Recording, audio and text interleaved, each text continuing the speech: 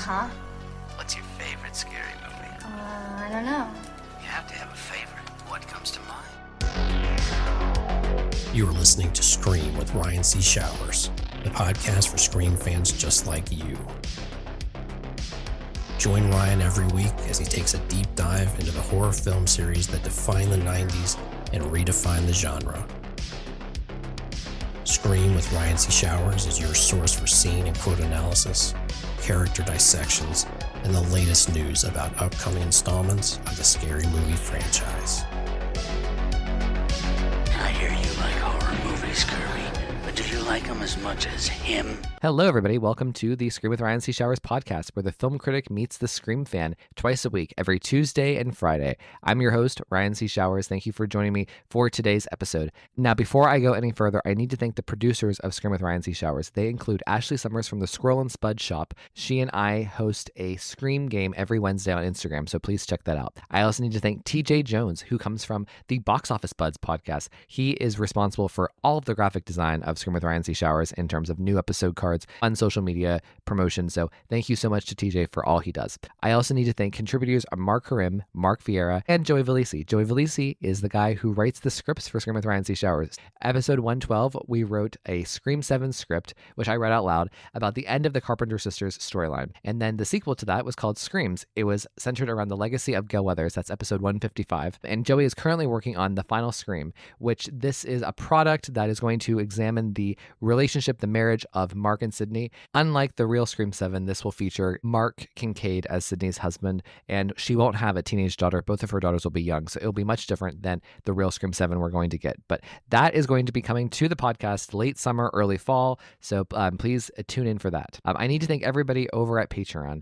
Thank you to everybody who subscribes to the Patreon at any and every tier. I'm an independent entity, so any bit of support that comes into the Patreon goes back into the podcast. Joining the Patreon gets you ad-free and early access to every episode, as well as the opportunity to join the community of the show. We have group chats across social media. In particular, Instagram is really the hub of the podcast community. More importantly, joining the Patreon is the vessel in which you would use to come onto the podcast, either in a one-on-one situation with me or a small panel. In addition, there's a guaranteed invite every month to a big group Zoom recording about a Scream topic. An exciting feature of the podcast is the audio commentary episodes.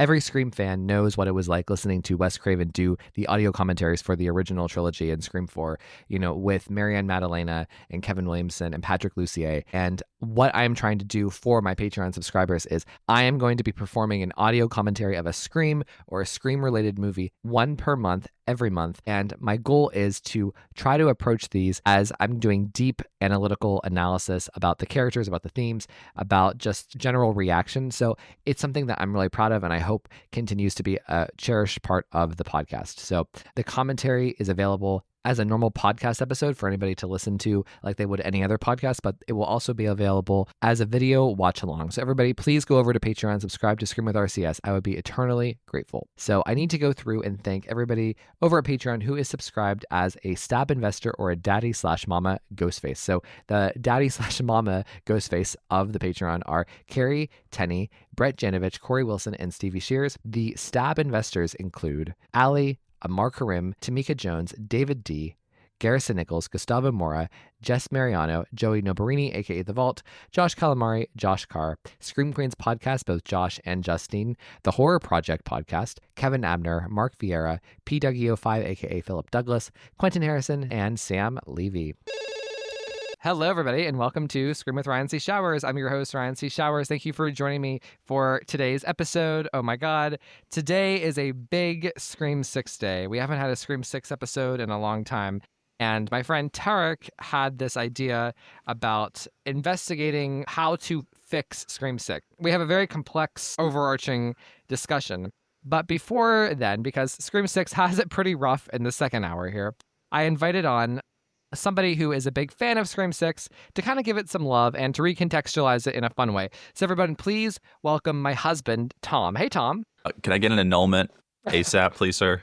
Thank you for having me on the show. I got to say, it's You have some guts inviting me onto the How to Fix Scream 6 episode, so I appreciate for once you putting both sides of the aisle into the discussion and not just having it so one-sided. So kudos to you, sir. Both sides? What are you talking about? I am a fair, objective person. Okay. You don't think I'm fair?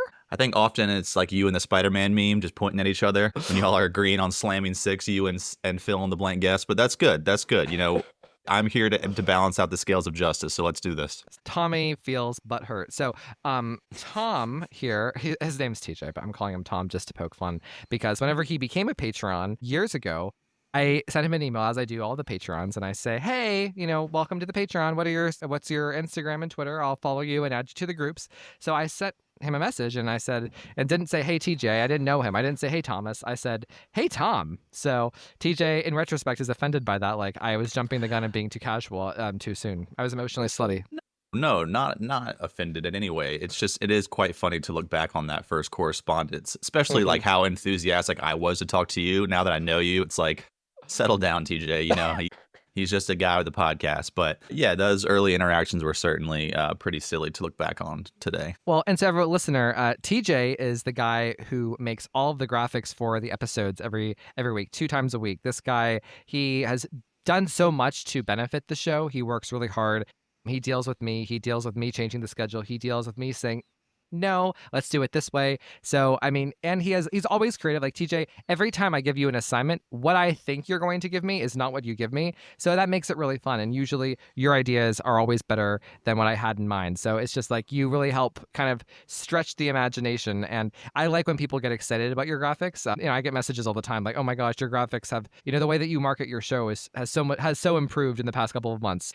Thank you so much for all that you do for Scream with Ryan C. Showers. Absolutely. It's a lot of work, but it's fun, man. Every time I sit down, I never feel like daunted by the task. I'm genuinely like excited to kind of solve the puzzle that is like each episode topic, because you get super niche and super specific. Yeah. And sometimes I'll just hop on the drive and see what the upcoming episodes are, and I'm just like, dear Lord, how am I gonna visualize this? But there's always a way when there's a will, and so it's fun to do. So with this episode graphic, TJ made he has like Sam and Tara at the top, and then he has like Samara Weaving in the middle, and then Gale on one side and Henry Czerny, Dr. Stone on the other. And he said to me, when he sent me the draft, and he said, if you make me put Gale in the center, I swear to God, ...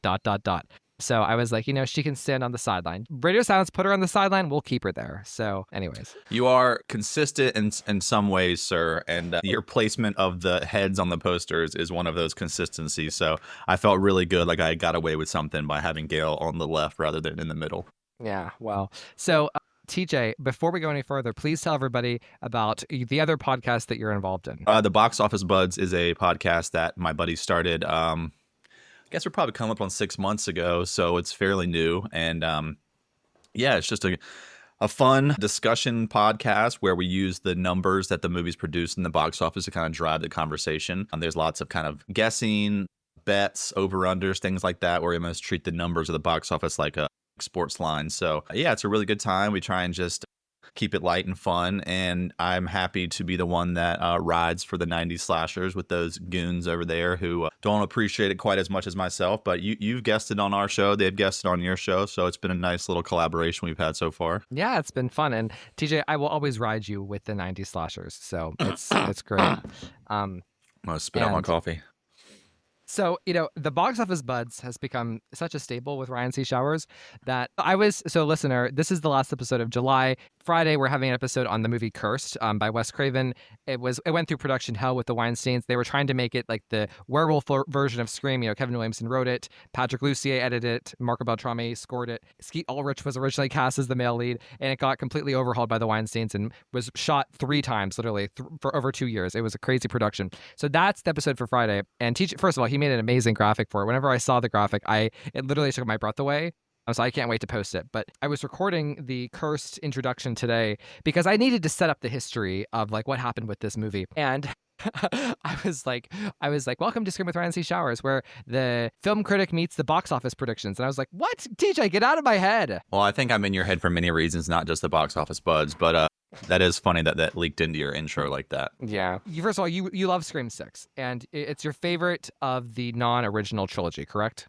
Yes, I would say it has a slight edge over 5. But you presented me this idea about Scream 6 when we were developing the season 5 premiere episode title card. You made an original trilogy graphic for part 1, and then part 2 was Scream 4, Scream 5, and Scream 6. And you called it the remake, the requel, and the spinoff. So please let me know what you think about this idea of the spinoff, replacing a concept that was forced in the movie, which was franchise. Instead of that, you think that spinoff is a better designation. So hit me with it. Well, just for clarity, I believe it was the reboot was what I called for, not the remake. Is that Right. correct? No. So yeah, it just came out of a way of trying to identify each movie as, it all goes back to the rules of it all, but also there are nice like signifiers of like what you can just refer to as like kind of an off the cuff way of referencing one of the films. And there is not a very elegant way to call 6 something to do with the franchise. And I think regardless of how I or anyone else who likes the movie feels about it, I think we pretty much are all objectively agreeing that the entire like idea of the franchise is not very successful, is not really explored, doesn't feel clever. It feels like they were grasping at straws a bit on like what this would represent and kind of the nomenclature of a movie series. And yeah, it came to me when I was trying to make that poster of like, what's a different way to phrase it? And the idea of referring to it as the spinoff really just struck me as pretty fun and interesting. And then I started thinking about it more and, knowing that the hate that 6 gets, let's not use the word hate. It's a rough word. Knowing that the heat that 6 takes. Yes. I wondered if it was a spinoff, would there be a little more grace for it than if it tried to, insert itself in the main continuity? Would there be a little more grace given by the fans, knowing that it was a bit of a one-off versus, one of the numbered sequels proper in the series? So that's kind of how the thought process came along. And then the more and more I thought about it, the more I thought that would have been a really fun way to go, especially with the lack of Sidney Prescott in the story. Right. And so I actually think that this is brilliant because it is such a spinoff. Because the idea of a spinoff, like in terms of like, let's just talk about in terms of like old school, like TV shows used to do this all the time, right? Where you had Buffy the Vampire Slayer, and then the spinoff takes place in another location with 2 of the characters we knew from before. It exists in the same universe, but it doesn't have the same tone, and it's not the same, but it's related. It's supposed to kind of double the audience, catch the same audience. And Scream 6 kind of does that, right? Scream 6, it's a huge divergence going to New York, which is like, such a leap location-wise from anything else we'd ever seen in the franchise. Not only that, but the lack of Sidney Prescott, of course. And I think that it's actually kind of a smart thing to kind of view Scream 6 as a spinoff, as doing its own thing.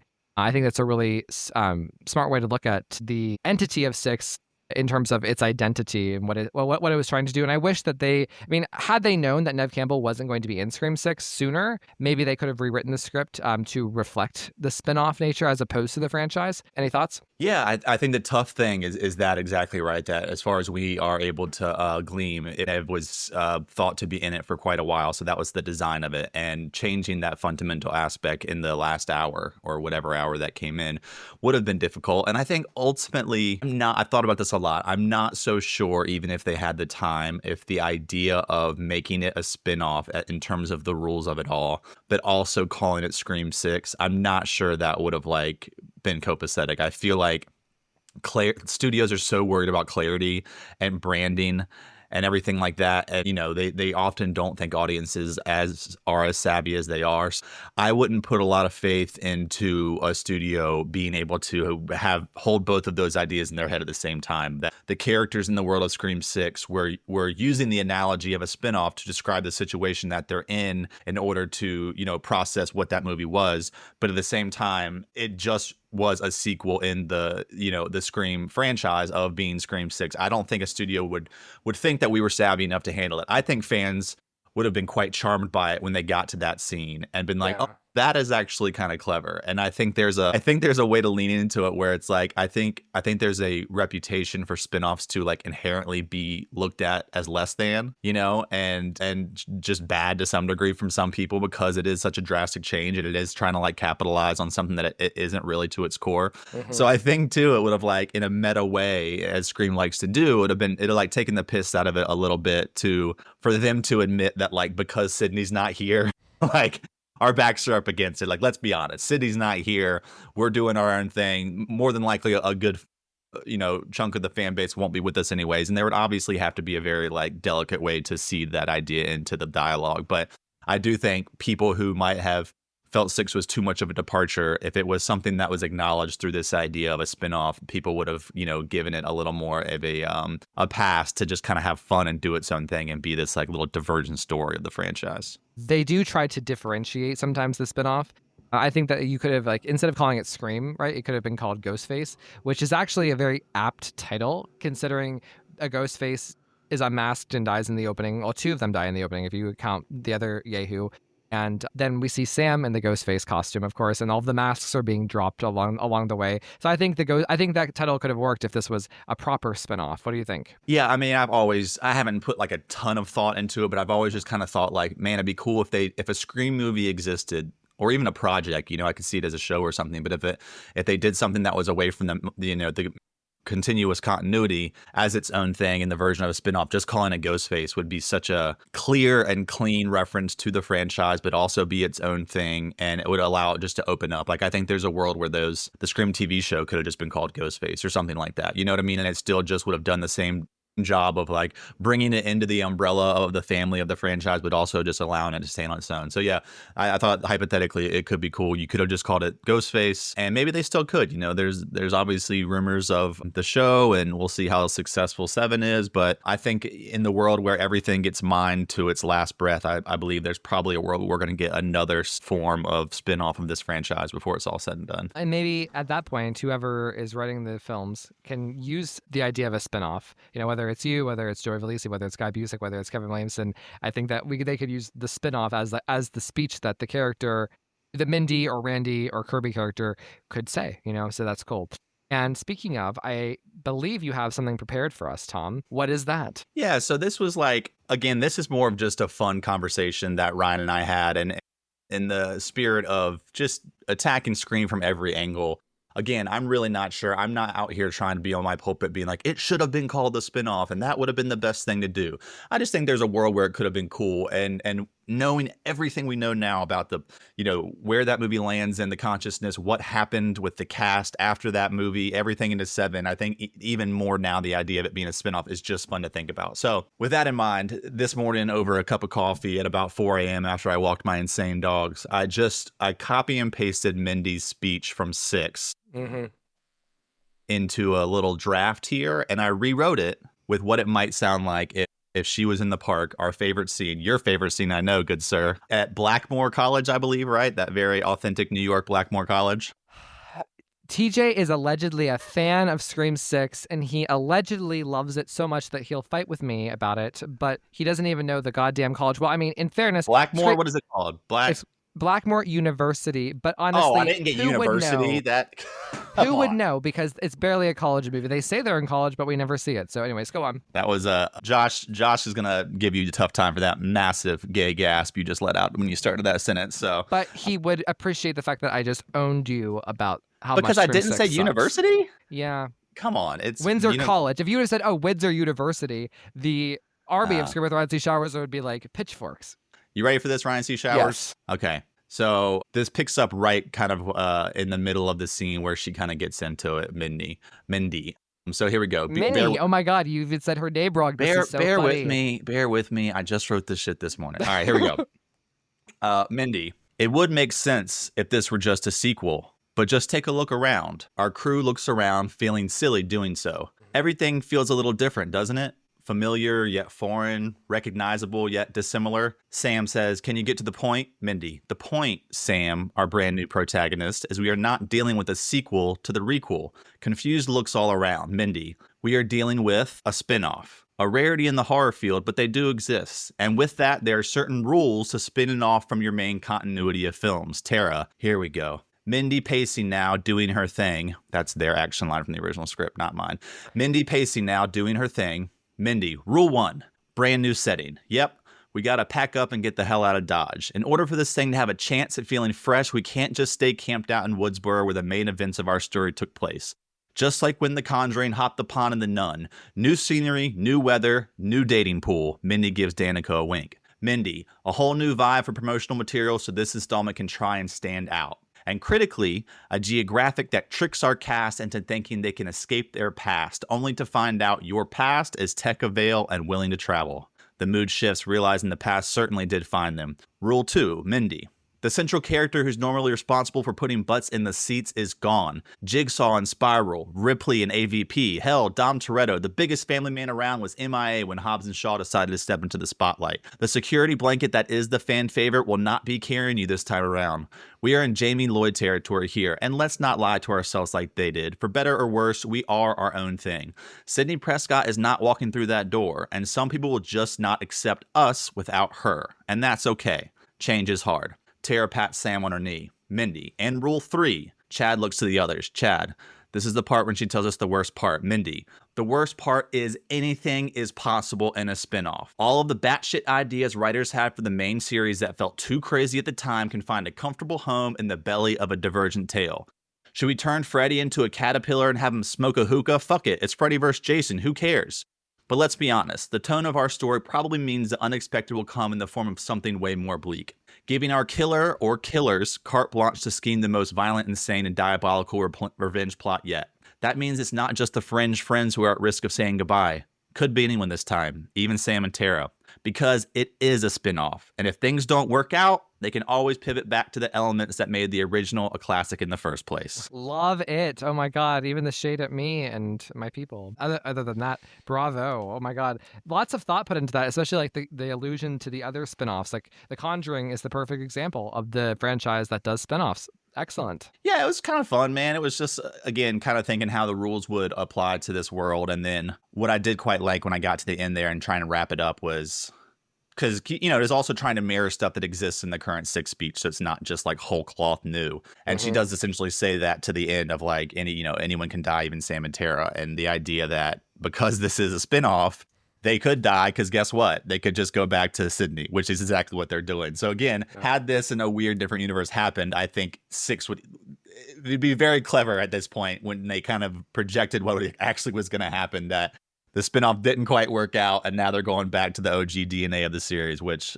obviously is way easier in hindsight, but I just think it's kind of a fun idea. It's hilarious and very apt. And again, like had they been able to, if they would have had the nerve to do this, it would have been brilliant. And honestly, if that were the speech, I would be thumbs up on that scene and of more so of the movie. So yeah, love it. Don't be too harsh out there. Joey, I wrote this in like 10 minutes, okay? I know like you have some really talented Patreon people and folks that do your creative, so it was just an exercise, folks, but thank you for listening and being gracious with your thoughts. Well, you do me. I'm sorry, you do my creatives. So I mean, like you're part of the crew. I do you? Yeah, you do me. So there we go.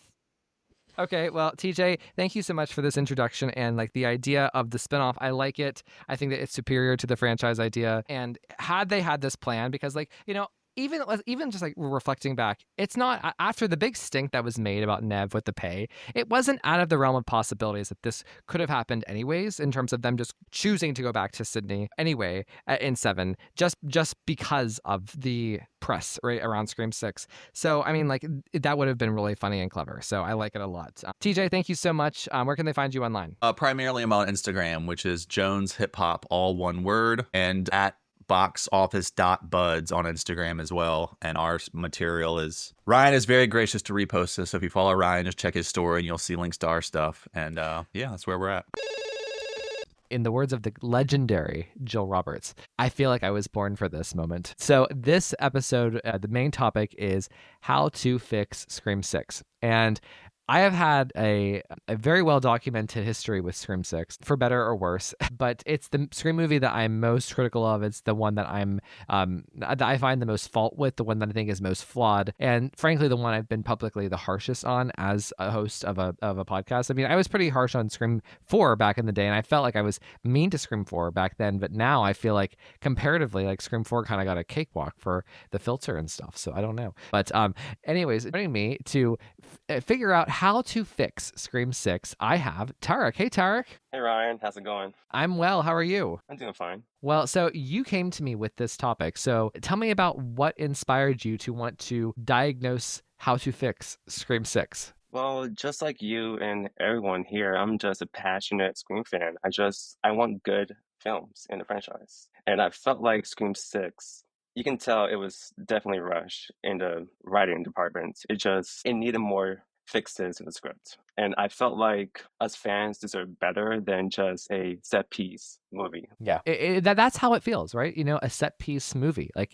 And I think I was thinking about this for a while, because building up to Scream 6, Scream 2 was so lauded and applauded for having being a movie that emphasized set pieces and did set pieces really, really well. And that was kind of the cool thing about Scream 2. And I feel like with Radio Silence, what they were doing was they were trying to be in on the joke there. They were like, ooh, we recognize this is why Scream 2 is beloved, so we're going to try to copy that. And they did it, unlike Wes. I don't think Wes set out to make a movie about set pieces. I think it just naturally happened with, how the script for Scream 2 rolled out, the vagueness of the script, and, him as a director kind of getting confidence and just doing some stuff that's different from the original. Whereas Radio Silence, it felt so manufactured that they were doing a movie of set pieces, right? And that's part of the problem. And, part of I'm just going to start out and throw it out here.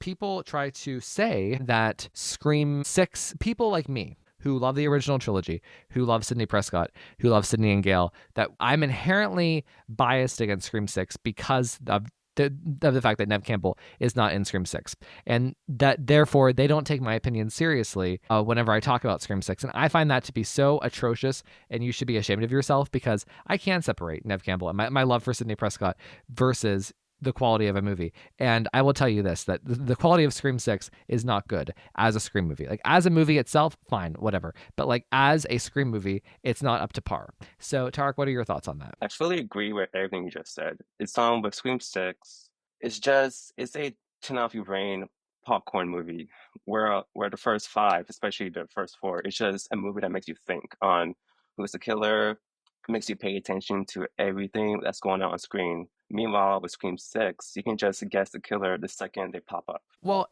and it goes so much farther. I think that you hit on something larger about Scream 6 that is the reason I think it does need to be fixed is there in terms of the Scream formula and the things that make a Scream movie, it just inherently flops them, right? I remember, I'll never forget, I was kind of reacting in real time. I was recording the Scream 6 review episode with my friend Joey Valisi, and we were doing the introduction for that. And I was going through and kind of making excuses for, I didn't like the opening, and I didn't like the finale, and the killers were not good, and Gale Weathers was flopped.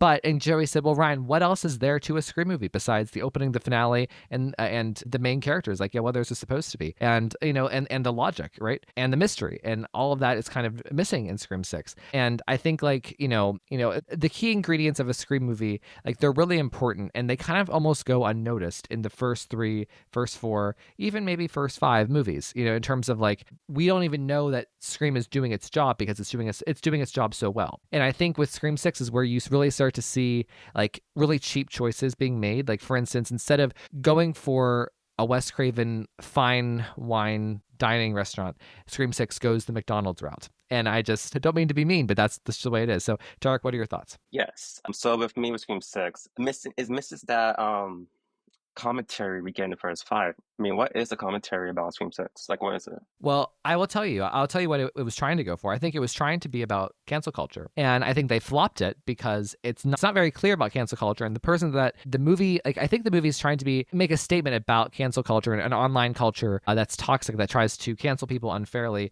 and not represent who they actually are. But then the irony of the movie is the movie tells us that Sam is exactly who the people think she is, right? The people thinks that she's a murderer and that she, gets off on murdering and killing people. And yet Scream 6 literally shows us her getting off to killing somebody at the end of the movie. And that's a problem for me. So, I mean, it's so, and so that's the cultural theme, right? And then you have the meta theme, which is the franchise, and neither is done well.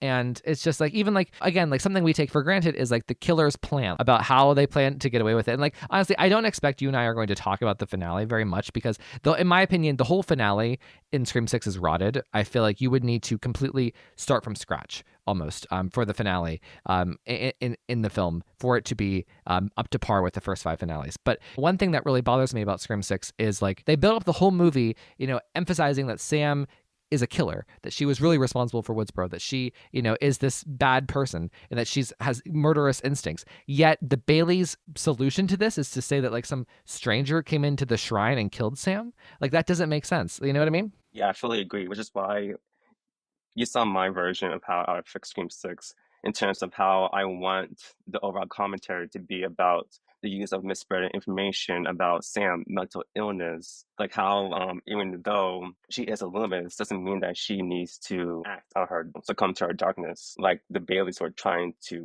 have her do in the film, where And they did, frankly. I'm sorry, we need to underline that. Like she completely ends up being and shows us that she is that person by what she does to Detective Bailey. Instead of helping save Kirby's life, instead of help saving Chad, instead of getting Tara to safety, what does she do? She plays dress up and carries out this weird Saw movie fantasy, right? mhm. It's just a matter of time for her to put on the costume, but first unlock the glass, get the costume, and find the Ghostface app on her phone to start talking like Ghostface versus helping Kirby and getting the police to, arrest Bailey. I just don't see how, and like this is a big problem that I have with Scream 6 is like, and I think something that I would have fixed inherently about Scream 6 is like, I think that they lose Sam as a hero. And like, I understand that there was a question in Scream 5. And I think that the way that I always interpret her in Scream 5 is that she uses her Billy Loomis powers for good in terms of how she disposes of Richie. She uses it to find her confidence. But then what Scream 6 does, I feel like it muddies her morality. And for me, that's an issue. I don't think that someone who stabs somebody 40 times can be seen as a good person. It just, I don't know. In addition to the dress up. So anyways, we went down a rabbit hole real fast. So Tarick, you are a member of my Patreon. I really enjoy all of the interactions we have on social media and when you come to the group Zooms. So I'm very happy that you volunteered this topic and that you wanted to come on the main show for a full episode. So welcome. Happy to be here. All right, so hit me. What's your Scream ranking? All right, so my Scream ranking is Scream 2, Scream 4, Scream 3, Scream 5, Big Gap, Scream 6. Okay. Well, I like it. I like it very much. So why don't you kick everybody off and explain your ranking a little bit more with your Scream story? What does Scream mean to you? All right, so pretty much with Scream, I got into Scream when I was very young. I was like 5 when I saw Scream 2 playing on TV, and I was intrigued but also scared of Ghostface. And I remember the key highlights of that film. Of course, the stab premiere, Gale's iconic chase scene, the kill reveal, even though I didn't understand what's going on, because of course I was 5. But like those scenes stuck in my brain, my mind, my youth for so long. And it wasn't until I was 14, Scream 4 was coming out, is when I started to actually watch the film. So at least at the time, the first 3, I saw those 3 movies in a single week, and I just fell in love with the franchise. I find all 3 movies to be great movies. I mean, I agree. Like, I think it's so cool. And I love that I love that you got to see all of those movies so close together. Like that must have been fun.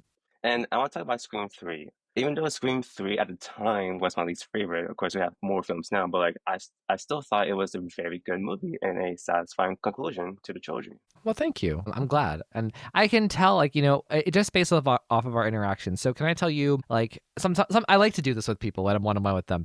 I like to tell them, like, my memories of them or, like, what sticks out to me, like, how I kind of see the Patreon in my head. And what I remember most about you, Tarick, is...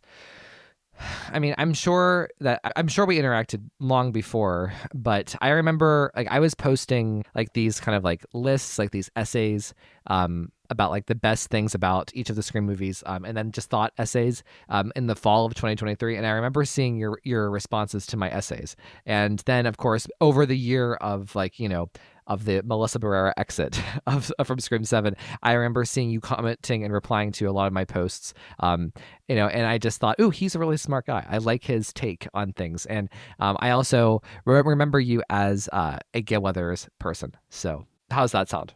All correct? Accurate. Yes, I'm gonna be honest. I got it through friends because of Courtney Cox. Yeah? After I saw Scream all 3 at a time. Well, it's funny you say that because I am similar in a respect where I watched Friends before I watched Scream, and I knew I kind of was interested in Scream because of Courtney Cox, because of Drew Barrymore, and I knew about it because of her. And it's just so funny. I remember like looking at this like People magazine, and it had like, like Where Are They Now? And this was like in 2006. So it wasn't even that long after the trilogy ended.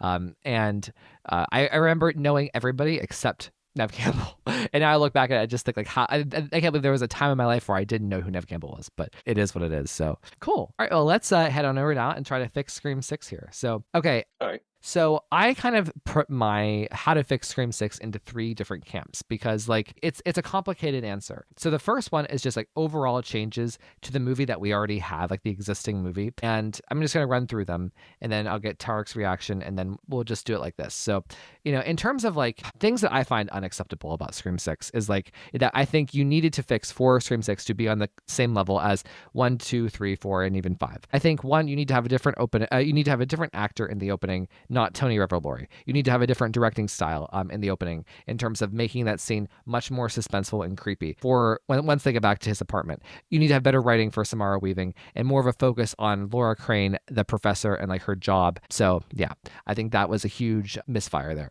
I think the frat party sequence is awful. I would have just said no teen party. No. I think that it would have been stronger for them to just go straight from the therapist to the apartment, and maybe like the group was just hanging out there. I hate that scene in the at the frat house. I think it makes me feel like I'm watching a kids movie. Or a CW movie, a CW show, a bad CW show. In terms of Mindy's speech in the park, I think that it would have been okay to have the franchise speech just to give it like this is like the last time we have to do the roles. And I would have given it to her to just go over with Kirby in the shrine, just to, so it didn't feel like a performance, right? I think it just a conversational thing, kind of like what Randy does with Dewey in the Scream 2 scene. That would have been better. I think with Annika's death scene, you needed to cut everything Quinn, in terms of like her POV, like, it's such bad faith storytelling for Radio Silence to pretend that she is on the phone and doesn't know Ghostface is over her when she's the killer. Like that is dumb. That is stupid. It makes me so mad. I can't believe that people give Scream 6 a pass on this, in terms of like, it doesn't make sense in the reality of the story behind the story, if that makes sense. It doesn't make sense as Quinn, the killer, to be putting on this show with Ghostface sitting over her. No. So I think we need better camera work. I think we needed to rewrite the Danny part a little bit. I don't love the latter, but whatever. I can live with it. I would have cut the park scene entirely. No dumb police car. Like for Sam and Tara, like I hate that. It's just so childish. Like for, and like the jokes and like the humor. Awful. I think that Mindy should have died on the train. I think that Quinn should have stabbed her 1 or 2 more times, and the rules kind of die with her on the train, right? And then I think you needed to either fully develop Kirby as a suspect or drop, this last minute Act 3, she's the killer. I think it was not well done when they got to the beginning of the shrine. I think that Chad should have died with the double Ghostface thing. That would have been such an impactful death. And, but whatever. I think you needed to completely overhaul the finale, different tone, different directing, different plan for Sam to be framed. I think you needed to just completely remove Sam wearing Billy's robe. I don't like that entire storyline. The whole storyline got to go. And I would have, overall, I would have decreased Tara's screen time. I don't think Tara needed to be in every scene just as Sam's buddy, when she wasn't really doing much. Like, it's funny, like someone said to me, like, Jenna Ortega really didn't do all that much in Scream 6, even though she had twice the screen time, right? And I would have removed the core 4 nonsense. Like, you build up to that naturally. You don't beat us over the head with it. Now, maybe if Chad and Mindy died, then it serves more of a purpose, but as it is now, no. And like one of the things that like I think is an absolute must is I think that Sydney needed to have a cameo in the epilogue where she comes into Gale's hospital room before going back out to the streets with Sam and Tara and Kirby. I think that like you should have cut from Sam and Danny in the shrine to Sydney coming into Gale's hospital room, and that kind of like the ending of The Exorcist Believer, where what's her name, Ellen Burstyn is visited by her daughter. That's what we should have by Linda Blair. That's what should have happened instead of completely ignoring Gale in her ending. So that's kind of like the big overhaul that I think you need to have to really get Scream 6 up to snuff. So, and then like if you notice though, I didn't say anything about Gale Weathers, and so I have 2 other things that so my next 2 categories are just completely about Gale. So before we go there, Tarick, do you have any reactions to this? I fully agree with everything you just said, especially the whole cutaway, the frat party. It feels like a CW show. Yeah, like it's and like I kind of feel the same way almost about the scene at Amber's house. But that's there because it has to be there because they're doing the thing, which is annoying. But like I just don't like these immature scenes in Scream movies, and like even like compare that to the Stabathon or even Kirby's house.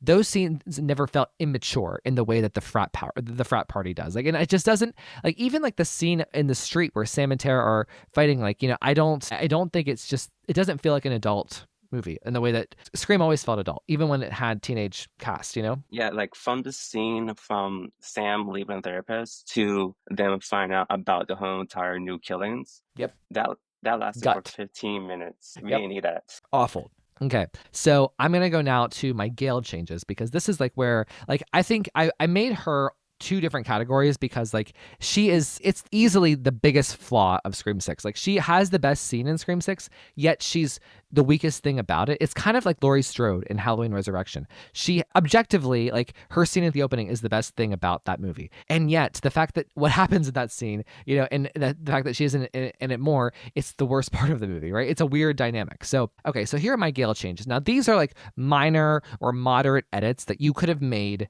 that would have you could keep the rest of the movie pretty much intact and you could just fix these little things. So I would have added a scene at the studio of Gale calling Sam unsuccessfully, just like a 15-second clip of her being frustrated that Sam ignored her call in Act 1, before the bodega, and then I would have even how it shows the group watching the news at the apartment before Sam and Tara go to the bodega. Why not just have Gale be the reporter in that scene, and she's the one who's reporting on Jason Carvey and that this is Ghostface again.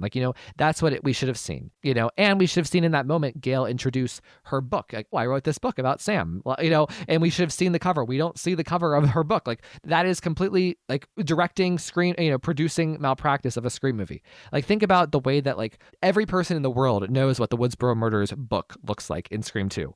Yet we don't know what Gale's book looks like from Scream 6. And that's apparently it had such a dramatic impact on the plot, that it caused Sam to have this weird cancel culture around her, ridiculous. So I would have either just cleaned up and rewritten her scene at the station, like outside, but better yet, I would have just cut that scene entirely. And instead of Gale being out with all of the reporters, I think that like she should have emerged at the police station after the girls meet Kirby. I think that they should have done the Kirby thing, and then Gale's also there, and then they have this emotional moment right about the book and everything there. And then I think we should have seen Gale at home, like maybe on the phone with Brooks as she's walking back into her apartment, and kind of like showing what Brooks is to Gale, like the fact that he is just like an FWB. He's not like a big romantic interest. I think they needed to define that relationship and what this guy meant to Gale post Dewey, right? And I think that we should have seen her looking sad at her apartment and like kind of reflecting and then making a decision. Okay, I can help. I can fix this.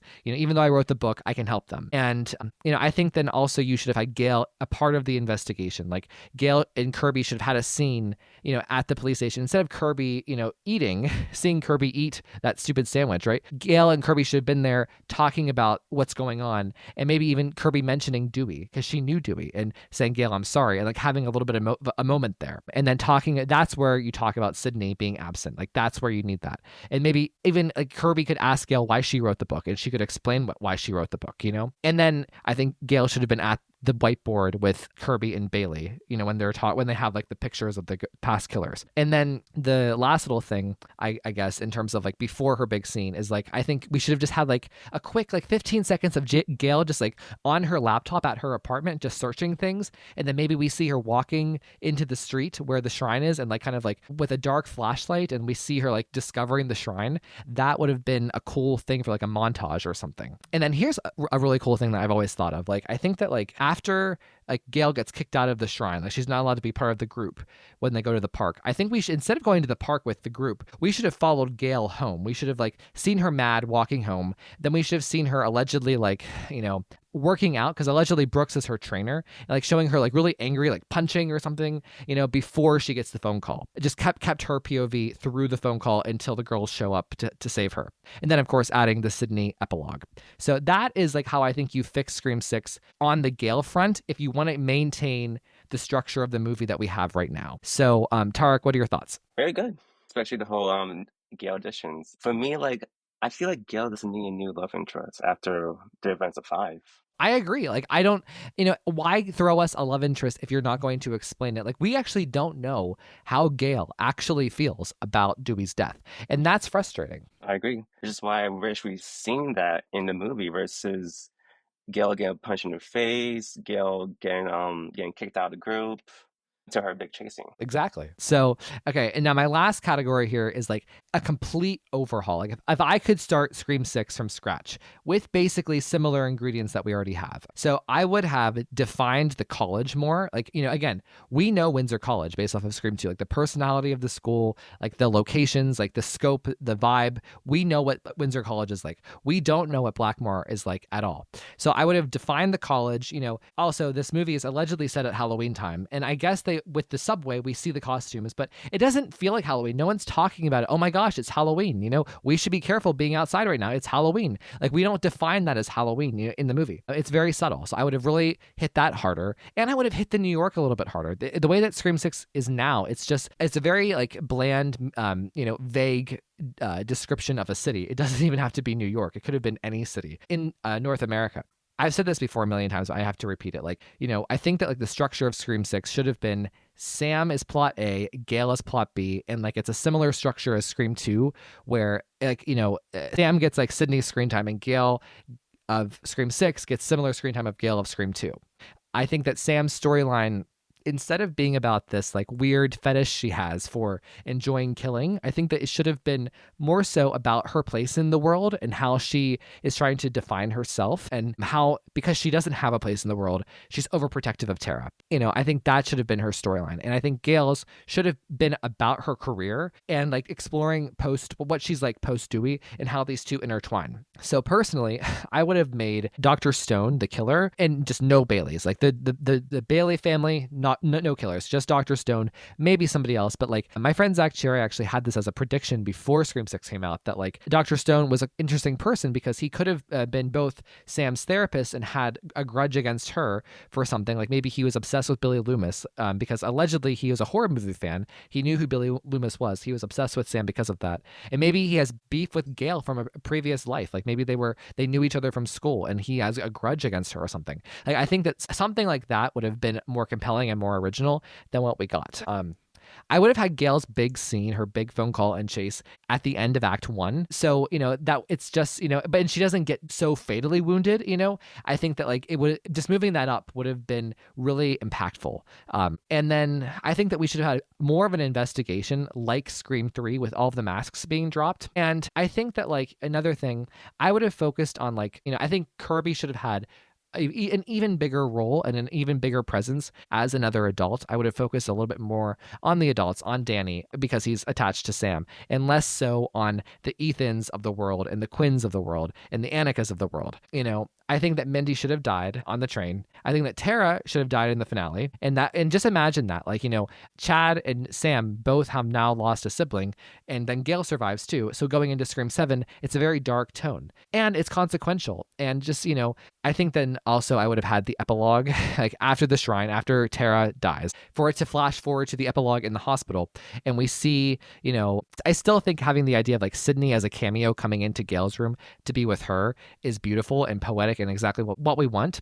And I think that like Chad should go into Sam's room and try to comfort her, and we see how darkly Tara's death affected her. I think, and then that leads like perfectly for Scream 7, or what the Scream 7 could have been under different circumstances. So that is how that would be like if I could start Scream 6 from scratch. But Tarick, what are your thoughts? Well, it sounds like a movie we should have gotten, because everything you said is just, like you said, it's impactful, it adds to the franchise, it gives more development for these characters. And you're right about Dr. Stone, because in the film we got, Dr. Stone is a nothing character. He's just there as a body count. Yeah, exactly. Like, I don't even really like the way that Dr. Stone is used. Like, I don't think and Henry Czerny is an actor who can act. Like, he's a notable, veteran actor, and I just find him to be very hokey in it, and I don't know why, So it just didn't have to be that way.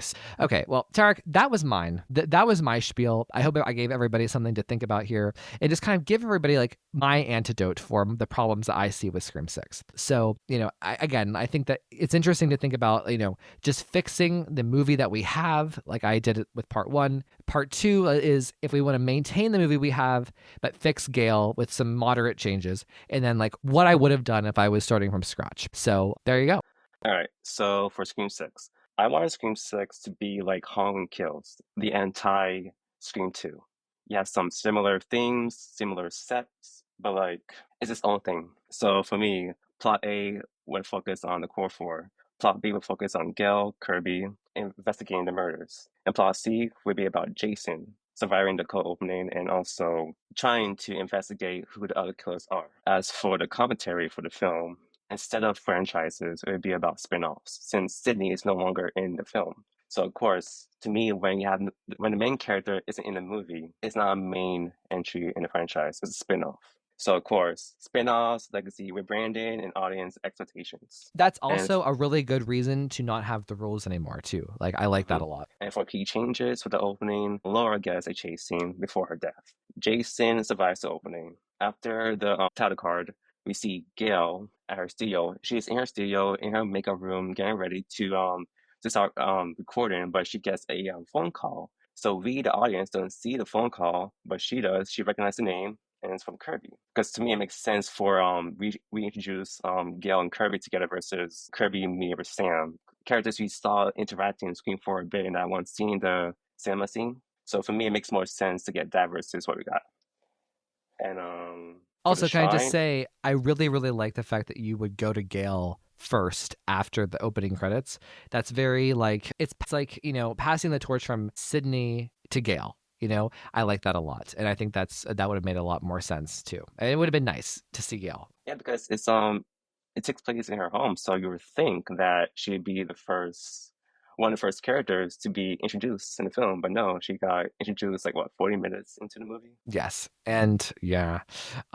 I also just like the idea of showing Gale at work, and this is something that Joey Valisi did in both of our scripts for the podcast. Like the Scream script really emphasized her career and her workplace. And I feel like that's like a thing that people were very disappointed about in the real Scream 6. And as for character arcs and deaths, I have Mindy and Anka. They die in apartments. Kirby replaces Mindy in the subway, trying to protect Ethan. Ethan dies from the attack.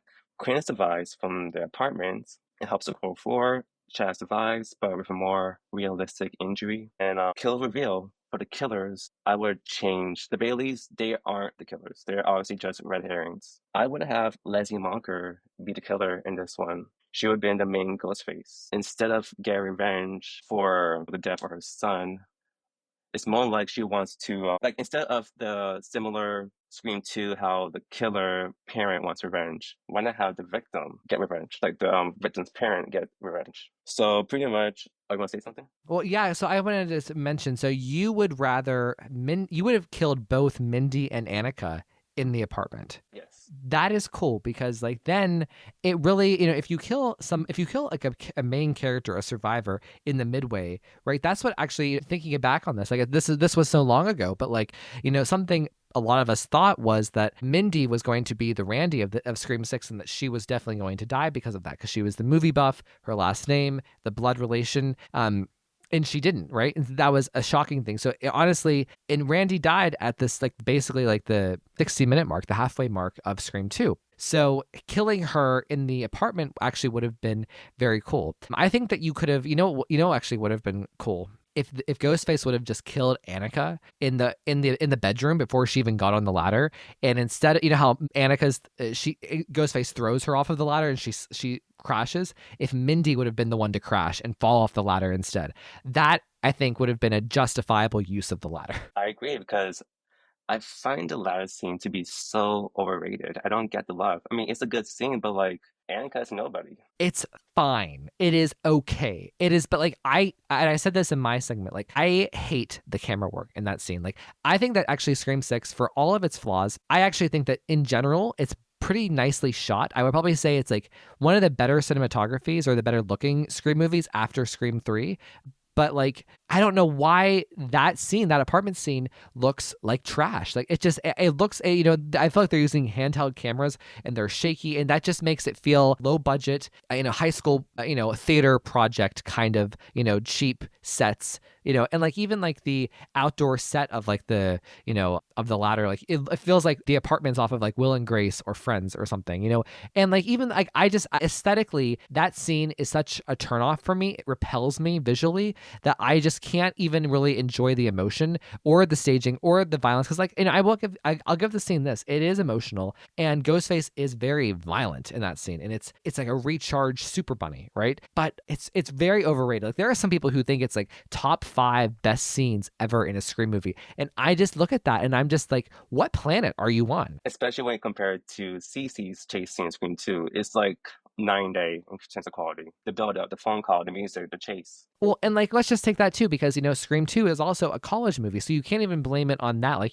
one would, because like I've gotten this before online, like, oh, well, these are just poor college kids. This is, look at Scream 2. Like Scream 2, it does not feel like, a trashy set or just like a set that was just like very cheaply produced. It feels like a grand kind of, a grand movie. It never felt like I was, it didn't feel cheap, I agree. And it's funny, you mentioned about the cinematography looking great. I agree. But I hate the color grading in this movie. To me, it's ugly. The use of teal and orange. How come everyone in this movie looks like the guy spraying tan? The frat scene that we talked about, that both of us just love, right? It looks so orange, but like, but not like, it's like a brownish orange that just doesn't compliment anybody. It just looks ugly. Like, it doesn't, nobody looks like their normal selves. Like compare like how everybody looks in that scene versus how they look then on the street, in the scene right after. It's like night and day. I agree. And for me, the park scenes are the worst scenes in the film in terms of visuals. I don't understand how the scene where Sam and Tara are trying to save Gale and they leave Bailey. It makes no sense because in the background you see the sunset. The sunset is yellow, it's orange, it's bright. Meanwhile, the characters are muted, they're blue. Makes zero sense to me. That bothers me. It does. Like, it's weird. You're right. Like, but I mean, I guess whenever I was talking about the cinematography, like I was talking about like, I guess like certain individual shots. I think that like, that there's a lot of stuff in the shrine that I think is well shot. Like I think Gale's apartment is really well shot. But like, I'll give you another example. Like I don't love the Jason Carvey apartment. I think that again, why does it look like such a dump? Like, even like it's supposed to be cool because he has like the Ghostface stuff. But I just imagine like if this were Wes Craven, doing like a Scream 2 or a Scream 4, it would have just looked a lot nicer. I don't know. It just looked like, I don't know, like dirty. I don't know. I agree. And also with Jason, Tony's performance as Jason, if it looks like he was just reciting lines versus actually being the character. Like compare his performance to Mia Goth's in Pearl in terms of loving to kill. It's 9-day. And like, so that's, again, that was the first thing I said here is that like, I just think that there should have been a different actor. I think that it's not only him. I think it's radio silence too. Like, I imagine like in my mind, like whenever I think of like the idea of like, there's a character who is a killer who we see kill somebody and then they become the main character in the opening. Like I imagine like after seeing somebody kill someone, that person would then you would want to make that person as creepy and scary and menacing as possible throughout the rest of that scene and make it very emotionally intense. And that's where like the opening for Scream 6 just doesn't hit with me. I know like a lot of people love it. A lot of people think it's so creative and so cool. And I think that like it flirts with being creative, but it doesn't deliver on its creativity. Like imagine like, the way, like how the suffocating feeling what we have when we're watching Scream 1 in Casey Becker and how emotionally and like clamped up we are. Like that's how we should have felt after Jason took off the mask through his death. That would have been a very complex thing for Radio Silence to do, is to direct, both Tony as like a creepy Hannibal Lecter type of a person, right? While also making it scary and making us like, afraid for him. That's a very hard thing to do. So it doesn't surprise me that they couldn't pull it off. Like, it takes a very skilled person, a skilled filmmaker to achieve that, I agree. I feel like Radio Silence are better as technical directors versus actor directors, because you can see with Dermot's performance in the end just wasn't good. You say that and it's funny because like I actually whenever I watched Scream 5, I actually thought that, oh wow, they're actually, maybe they are really good at directing actors, because like I saw, because like Samara Weaving, in my opinion, in Ready or Not, she is amazing in Ready or Not. I think it's one of like she's probably my favorite modern final girl that doesn't come from a previous movie. I think that she's so good in it, and like I always attributed that to them. You know, I attributed like Jenna Ortega in Scream 5 to them. I attributed the trio, Courtney Cox, David Arquette, to them in Scream 5, and then Scream 6 came along and it's like, oh wow, Samara Weaving, she did that all by herself in Ready or Not. I agree.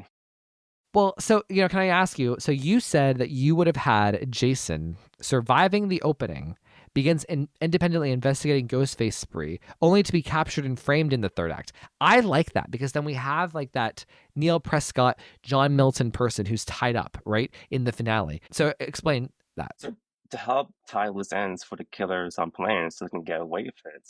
And also to help, for me, I want the killers, they really want Sam to be like the main character or like the support, like the main character of their spinoff.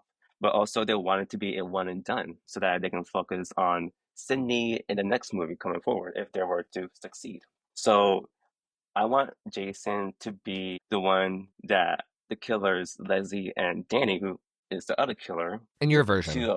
in my version, to basically frame Sam as being the killer by killing Jason, like being forced to kill Jason. I like that. And honestly, like I kind of like I kind of like in theory admire the idea of like there's a Ghostface killer who's revealed and then killed himself in the opening. But I think what you just proposed of him like being an active person throughout the rest of the movie, it's kind of cool. So I have a question then. Would you have still split the opening half and half with like half Samara, half Jason, and then he just gets captured instead of killed? Or would you just give it all to Samara? Mostly tomorrow. Okay. And I agree. I think that honestly, imagine like, Samara with where she really got to just rock the house, in terms of like, diving in deeper to her as a film professor. Imagine like instead of starting at a bar, we actually even started at like her teaching in class, like lecturing or something, you know what I mean? And then going home to get ready for her date. And maybe we see her as being nervous and anxious, like, at the restaurant. Why don't we see that at home? And like, it's a transition from school where she's lecturing about horror movies to then being at home, then going to the restaurant, and then kind of a version of the scene we get, but with more of a chase, better dialogue. My friend Joey Valisi, he says all the time to me, he says that the writing of Samara's dialogue feels like it was written the day of filming. And sadly, like once I heard that, I can never now watch that scene and not think that, because that's, most of the scene is like, are you over here? Are you over there? Oh, it's red outside. Do you see the building? Do you see the building? Oh, I don't know. I'll walk over here. Like that is her scene. It does feel like it was written that day, like a assignment you have to complete in an hour, really. So pretty much the Bailey's role in my script, they would be the red herrings, but also they would actually be the helpers. They would help Sam, Tara, Chad, and Mindy because they feel guilty about their son, their brother, trying to kill them in the last movie. So I thought it'd be a different change if they were trying to make up for Richie's crimes. So what you're saying is would you have like introduced like, oh, here is the cop and this girl that goes to school with Sam and Tara. They are Richie's brother and sister. I mean, Richie's dad and sister, and Sam and Tara know that. And like, they're suspicious of that. So like same way was in the movie, but they didn't know about who they were until Kirby mentioned it after she survives the train attack. Okay. Well, so speaking of Kirby, I want to go over to her next because you mentioned that like, pairing Gale and Kirby together and almost having like a Jennifer dynamic in terms of like, Gale and Jennifer in Scream 3 kind of replacing that and doing it here, but in a more emotional way. I like that idea. And I think that in my moderate version, I think that like, they just needed to be together in the scenes. Like there's no reason that Kirby's scenes when she was part of the investigation didn't feature Gale, and like, I people like the Gale and Kirby moments outside the shrine where they're kind of nagging at each other, but at the same time, like it just it doesn't go deeper than that, and like it bothers me because they survived a massacre together. Kirby knew Dewey, like it's just like that bothers me that she didn't acknowledge Dewey to Gale. Yeah, and I feel like post Scream 4, they would have at least bonded a little bit because Gale at the time was still living in Westboro. So you would think that after surviving the murder spree, they release, I don't know, check on each other. Yeah, like if Gale wrote the book and she was getting her ticket back out of Woodsboro to her career, why wouldn't she talk to Kirby, especially since Kirby died and for 4 minutes and then came back to life? And, if they were visiting Sydney in the hospital, why wouldn't they also visit Kirby? And also writing the book about the events in Scream 4, you would think that Gale wants to get Kirby's insights since she was friends with Joe and had a crush on Charlie. Yeah. So you also mentioned like your meta commentary as about like, integrated like through like dialogue, news segments, podcasts, social media content, and like in a way to like talk about cancel culture, I guess.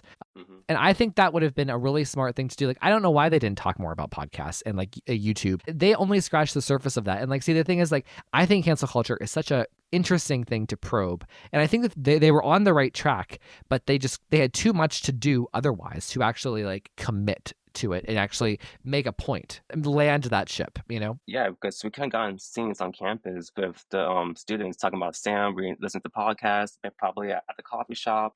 Maybe Sam, I'm not Sam, but Tara or Chad and Mindy hear one of their peers talking about Sam. Hey, like, you saw the latest podcast about Sam kills again. Mm-hmm. Yeah, I like it. And, I think that like, building it out so it didn't seem so like one dimensional. And again, like going back to Gale's book, I think it is absolutely criminal that we have the covers of Gale's books that she wrote, the fiction she wrote that inspired, Stab 4, 5, and 6, and 7. I have them sitting behind me in my bookshelf, right? But we don't know what Gale's book looks like that she wrote about Sam. Like that just bothers me, Which is why I felt like, what's the purpose of that being a movie versus Gale getting punched, really? And it just makes it feel like the punch has got to go. In fact, like I would go as far to say, like, how dare Tara think that like who is she to punch a 60-year-old woman, in a public place? Like I imagine like a 20-year-old person going up to a 60-year-old and punching them in the face. Like that's not cute. That's not funny. And it's only cute and funny here because it's Jenna Ortega who's 4'5" tall, punching Gale because Gale got punched in the first two movies. Like it's just again cheap, lowest common denominator, like going for a cheap laugh. I don't find it funny. It just feels like, and they even reused the same score from the first movie. It just feels like, hey guys, remember this scene from the first movie? Well,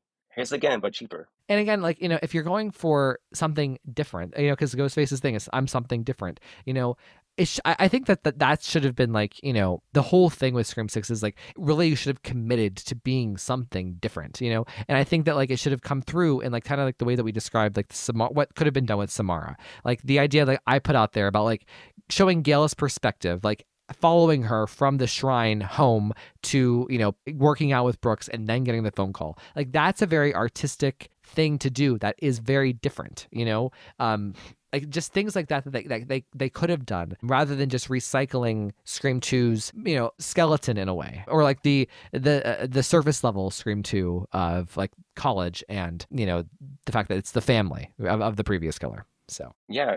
Instead of being different, it's just having gimmicks, really. So you talked about in your outline the shrine being reimagined, that it was no longer filled with the real life murder evidence and that it was just fan created stuff. And my friend Joey Valisi also said this, like it should have just all been stab props from Hollywood or, whatever else. And the only genuine artifacts are Billy and Stu's original masks kept by Leslie. I like that. And it becomes a twisted monument to fandom and legacy, aligning with the film's themes and narrative, distortion, and obsessive ownership. I like that because what you're saying here, I guess, is like having it be all stab props instead of the real life evidence, which is very far fetched. Like I let it go because like, there are things about like, the fax machine. I let it go, but like, from Scream 3. But, I think that like, you make a good point. Like it should have been movie props because let's be real, most of that stuff does look like movie props. It doesn't look like the real stuff from from the Scream 1, 2, and 3. And like going from that too, if Scream 5's theme is about toxic fandom, kind of like building off of that, showing the toxic fandom, showing the obsessive ownership, and kind of like the weird stuff that fans do that you would see like at conventions and stuff like that, And to me, it's just, I'm sorry, those evidence in the shrine some of them wouldn't even exist. It'd be destroyed, it'd be thrown in the trash. It makes more sense to be actual stab props. It would have disintegrated over time. You know what I mean? Like the color quality wouldn't look like it is. And again, like it's a cool scene. It's a cute scene. I like the scene, of like showing like each of the the like two different characters talking that you wouldn't expect talking. I like the scene overall, but like it is far fetched. Like if we're being like the hardest we can be on it, if like we're gonna make fun of Scream 3 because of the fax machine, I think we can point out that like perhaps it would have been easier for them just to have just done stab props instead of the real life thing. Hmm. So I have a question then. So Kirby replaces Mindy in the subway scene, trying to protect Ethan, believing he's innocent. Now, I like that because then it shows Kirby as like an active person in the plot. And like the way that the subway scene goes down now, it doesn't make sense. It's kind of like Quinn in the bedroom, you know, with Ghostface looming over her while she pretends to talk on the phone to her dad. Like, so dumb. But like, because it's not good faith storytelling. You're lying to the audience, knowing that she's the killer. You know, because that's not what she would be doing or how she would be acting or talking in private when no one's watching her. Here again is a similar problem. Ethan believing, if we're going to believe that he's innocent, like, we need to see Kirby do something like that. Whereas Mindy is staying as far away from him as possible. So it doesn't make sense for him to then go rush and help her after she's been stabbed, Hmm.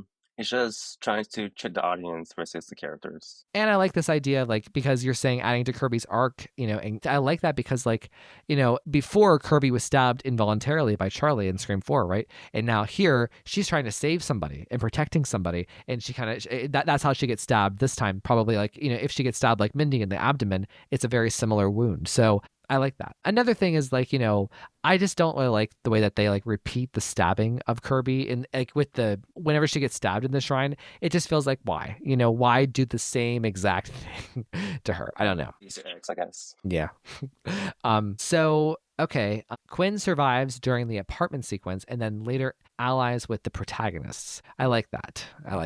So, okay, explain to me. I guess I understand, like, most things about your vision, but like, how would you explain the arc of the movie? You would have Leslie Mocker, Stu's sister, being the killer, blaming Sam for Vince's death makes sense. Danny as the boyfriend, hired, stab obsessed fan. I like that. What would you? So just explain like how you would envision the arc of the movie. Pretty much the arc of the movie would be about, I guess, controlling the narrative, questioning legacy, I'm trying to make this different. Mm-hmm. Like an anti-Scream 2. You would think the Baileys are the killers because they're in the movie so much. They're new, they're close to the main characters, but they actually are trying to help them. So I'm trying to subvert expectations here. Yeah. I also like the idea of like, I feel like Gale should have had scenes with Detective Bailey, being, again, it would have made the movie feel more mature and made it feel more legitimate in a way. Having Gale interact with Bailey and Kirby and like and even Danny, right? Having the adults actually talk to each other would have been helpful. I don't know. So, okay, let's see. So your conclusion here. This reimagined Scream 6 shifts the focus to the spin-off commentary, questioning the legacy, ownership, and narrative manipulation. It strengthens Sam's psychological journey, reinvents Gale as a proactive and emotionally grounded figure, and offers a smart, thematically rich Ghostface mystery where perception and storyline are just as dangerous as the blade. So the Sam's arc closes with a defining moment of clarity. After in the aftermath, Sam sees the truth. The Baileys are not Richie. They made different choices, just as she has the power to. Now that's beautiful. Imagine like, the Baileys surviving, or at least one of them surviving, and Sam looking upon Detective Bailey differently, or being like, oh, wow, it didn't repeat through that family, so therefore I'm not going to repeat my family of being a killer. If Detective Bailey is actually a good man, then I can be a good person too, because I'm not defined by my blood. Mm-hmm. I like Pretty much it. what I wanted because, again, Scream 6 is a copy of Scream 2. So why not do something different, complete Yeah. opposite? I like it a lot. Like, and that's actually very beautiful. And like, those are and like, that's the type of thing that Wes Craven would have done. Like, that's like very like Cotton Weary-esque, like, the type of like deep psychological like thing that, was done with Cotton. Like, it just reminds me of something that Wes would do. So you would have killed off Mindy, right? But kept alive Chad, Tara, and Sam. Okay. So what are your thoughts on like, so going back to what I said earlier about my, how I would have done a complete overhaul. I would have killed Mindy and Tara. What are your thoughts on Tara's death in terms of like Tara dying at the end of Scream 6 in general? Like, what's your reaction to that potential possibility? It's definitely, it reminds me of the of Karen's death in Halloween Kills, how it happens at the very end of the movie.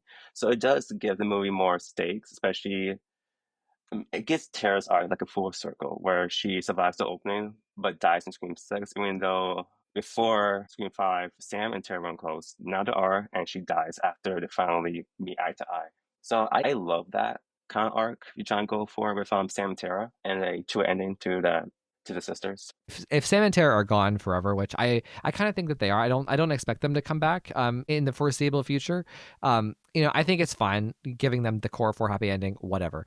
But like, if they were, if Radio Silence was really serious about making a trilogy that was equal to Wes Craven's trilogy, I think that like you needed to do something to Sam in this movie that would have set up the final movie for her, in terms of like, I think that like killing Tara would have put her in such a dark place that, whatever storyline would have been created in Scream 7, that the seeds were already planted, similar to the way that like Sydney's paranoia and about Derek and the fact that she lost Randy, one of her closest friends, like that put those seeds of isolation for her in Scream 3 and kind of like dwelling about her trauma and her mother. Like all of that was planted in Scream 2. And I think that like they needed to achieve something similar with Sam, which is why I suggest killing Tara, because Tara is so important to Sam, in terms of her stability, both like, just emotionally, but also like with drugs and alcohol, right? So I think that like to take that away from her, I think it's really important. And that's why, I suggested to Joey Valisi all those years ago that we should kill Tara off in the opening of Scream 7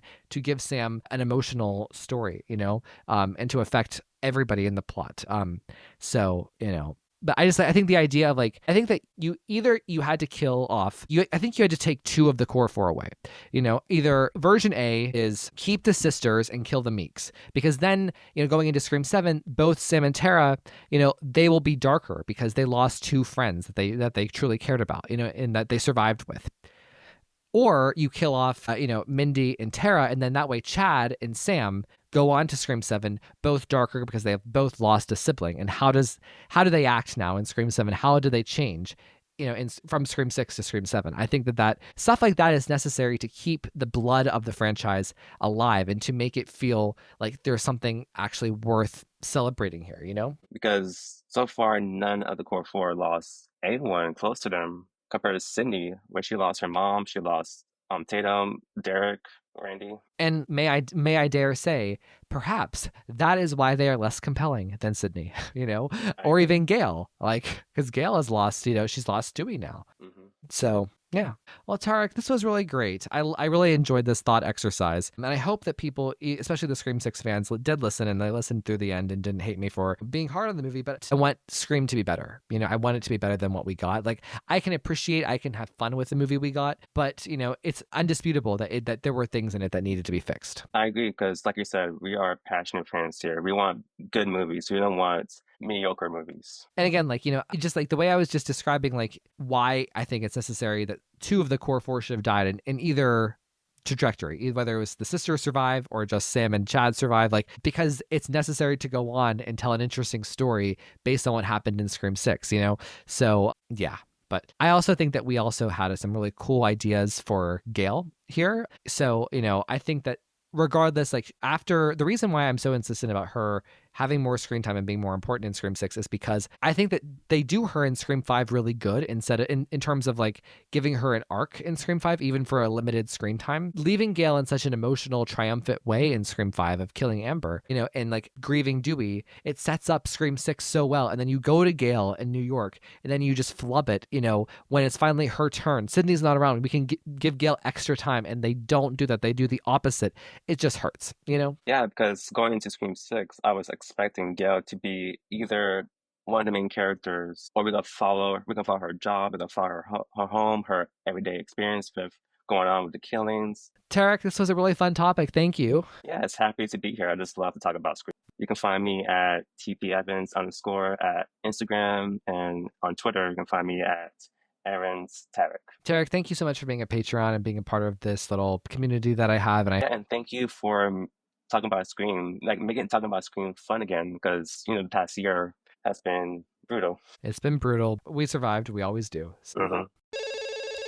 Hey everyone. So, for the last part of this podcast, I want you to hear from my friend Jess Melendez. She sent me this voice memo in response to the season 5 premiere episodes, which were ranking all of the characters in each of the movies. So, as it pertains to what Amar, Karim, and I said on that episode about Sam in Scream 6, this is what Jess said in response to it. And I wanted to include it in this episode because it's a lot about the same things that we're talking about here and kind of hitting home the point of Sam and why she is such an inconsistent character in Scream 6 and why it's kind of frustrating to then talk about her and even try to rank her and have a full opinion about her when she is so consistent in Scream 6 despite the buzz and the hype. So everybody, I'm going to turn it over to Jess. Please enjoy, and thank you for listening to this week's show. The best character in Scream 6, like all the characters truly goes to Sam, so it's just like no way that she's like kind of like not near the top 3, if not number 1.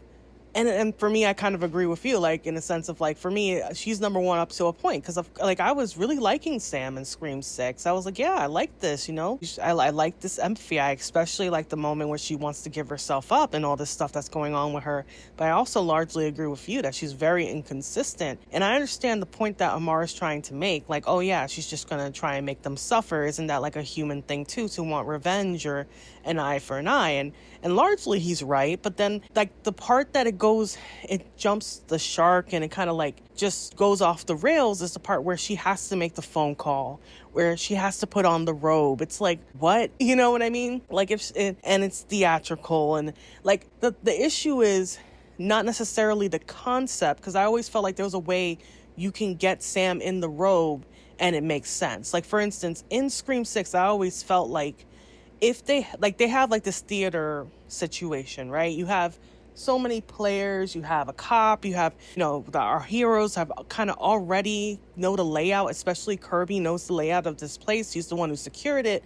I've always thought there should have been a moment where, like what they should have done, instead of having the Ghostface sort of reveal themselves, super early, as soon as there's like 3 of them or whatever, I felt like what maybe should have happened, some sort of variation of what should have happened, was that, Kirby would have shut the lights off, and then you kind of have like this sort of hide and seek sort of situation going on where you have Sam and Tara, maybe they get separated trying to stealth their way, and then Sam sees an opportunity to take down a Ghostface. She does so silently, and then like dons the mask, or rather, I always thought of how I thought I would do it would be that they would be separated, that they would be like, a situation where, Kirby kind of does this out of the blue, and then Sam sort of, with her killer instincts, her, her little superpower, would take down a Ghostface without anyone really knowing. So you still have Tara and Kirby sort of like trying to, survive the situation, and then have Sam don the mask and the robe, but in this way to trick the other Ghostface. Like, she would come in for the reveal, and it would be super cool if she were to like, just take out another Ghostface right next to, like acting like she's one of them and trying to get an upper hand. Like, and within that, like, is the big finale and the monologue a little bit ruined? Okay, but we always need a monologue, and I think that would have been super sick, and a way to like naturally get her into that robe and mask, and sort of give Sam her own like special sauce of like, well, fuck your monologue. You know what I mean? Like, you gotta come correct, or you gotta keep it short, because this bitch is really gonna kill you. She doesn't have time for this. Like, she's not going to stand around and appease you and listen to the monologue. Like, no, she's also an apex predator in this situation, and she's going to find a way to fuck you up before you even get like a word out. I think that would have been a cool way to differentiate her from Sydney, because of course, Sydney has like the good girl going. Not that Sydney wouldn't be able to interrupt you or do the same thing to some degree, but like not exactly the same thing, but you know what I mean? Like, she would be able to do something similar, but with Sam and this idea that they're going with that, because Billy is her dad, that she has like these killer instincts, then make it cool and have her do something super unconventional and change the ending in that way, and make her interesting on her own instead of having it still be the same quality. That's what I feel like I would have done with Scream 6, but that's like a whole other thing. But back to what Omar was saying, like the whole thing with, she had, we can all understand that eye for an eye. My thing is like I said before, it gets ruined because it becomes a game. And because she also continues to insist that she's better. If Sam would have just owned up to it and just said, you know what, maybe you're right, I would have had way more respect for that. Because at least it wouldn't have been completely delusional. And at least it wouldn't have been like completely like morally it's like I felt like they just bankrupt her character of her morality because, and again, so inconsistent too, because like to me that's delusional, to me that's psychotic.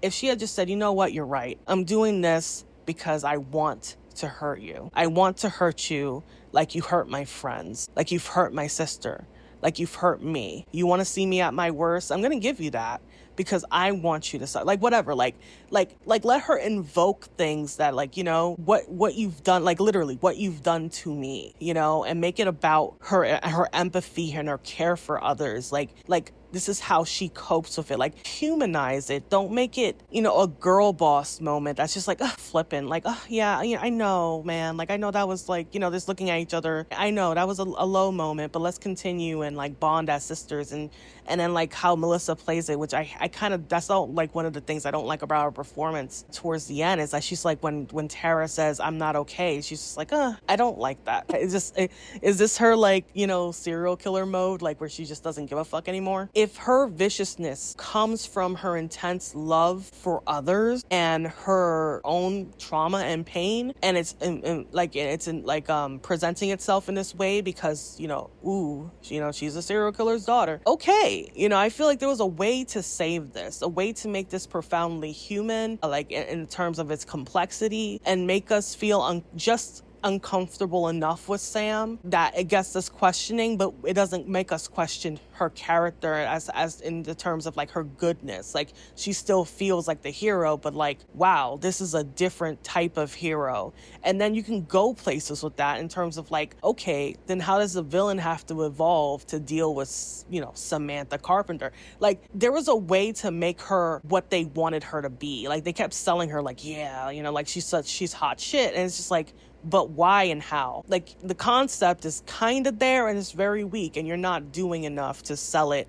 And I feel like the creativity just wasn't there. I feel like I said, like, I feel like my example is like one way in a million different ways you could have done to set her apart in such a way that, you know, refresh these films in a way that is actually exciting. You know what I mean? If we're going to just cancel out everyone else's character and focus heavy on her, even though I don't believe you would have to do that to begin with, and I think it's just bad writing or the inability to write, then make it worth it, and they just never do anything to make it worth it. So that's where I stand on that. I largely agree with you. I just don't think I think Amar is making a really good point, and I think the reason we never really go there is because of the performance and because of how theatrical it is and how clearly of a girl boss moment it is, that it's just like, it's so painfully unaware of the franchise it's in, and of the context it's within. Like, it's just so egregious. It's like, you know, you have people dying and this is what you're doing. I just don't believe that the Sam I was starting to like really like, maybe even love before we got to that point, would do that. You know, like we're talking about a woman who has like these tendencies, but she loves so fiercely that that's what keeps her in line, you know, and that she would just throw it all away for the lulz or risk it for the lulz is like, I don't believe that for a second. All copyrighted material used or referenced in this show belong to their rightful owners and made possible by the Fair Use Act. And number 3, never, ever, ever, under any circumstances say, I'll be right back. Because you won't be back. Get another beer, you want one? Yeah, sure. I'll be right back!